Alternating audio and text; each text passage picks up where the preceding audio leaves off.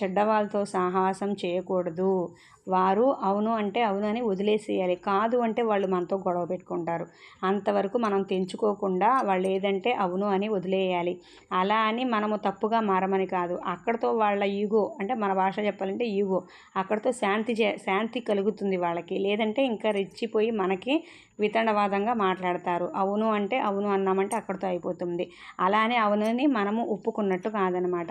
ఇలాంటి చిక్కులు ఎక్కువగా రాకుండా ఉండాలంటే సన్మార్గులతో మంచి వాళ్ళతో సన్మార్గంలో నడిచే వారితో ఎక్కువ సహవాసం చేయాలి. వారి మాటలు వినాలి, వారిని అనుసరించాలి. అప్పుడు మన జీవితం అనేది ప్రశాంతంగా ఉంటుంది. దుర్మార్గులతో చాలా వరకు దూరంగా ఉండటమే మంచిది. కాబట్టి దీన్ని బట్టి మనకు అర్థమవుతుంది కదా, లేచిన దగ్గర నుంచి ఎవరితో ఎలా మెలగాలి, ఎవరితో ఎలా ఉండాలి, ఏ సందర్భంలో ఎవరిని నొప్పించకూడదు, ఎవరిని నొప్పించాలి. అలాగే భగవంతుడు పాపాత్ముల రూపంలో ఉంటాడు, పుణ్యాత్ముల రూపంలో ఉంటాడు, మంచిగాను ఉంటాడు, చెడ్డగాను ఉంటాడు. ఇంకా అనేక రూపాలుగా కూడా ఉండడంలో సందేహం అనేది లేదు. కానీ చెడ్డవారితోనూ పాపాత్ములతోనూ దుష్టులతోనూ సంబంధం పెట్టుకోకూడదు. వారితో సన్నిహితంగా ఉండకూడదు. ఓహో అంటే వాళ్ళు ఓహో అనాలి, ఆహా అంటే ఆహా అనాలి.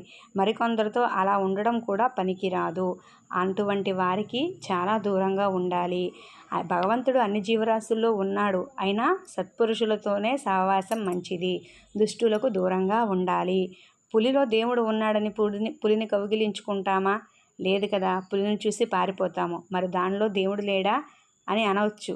కానీ పారిపో అని చెప్పేది కూడా భగవంతుడే. పైన మావటివాడు ఆ నిమిషంలో భగవత్ స్వరూపుడు. ఆయన మాట కూడా వినాలి. జరిగే సందర్భాన్ని నువ్వు అనునయించుకొని ప్రవర్తించాలి. వారి మాటలు ఎందుకు వినాలి అని అనకూడదు.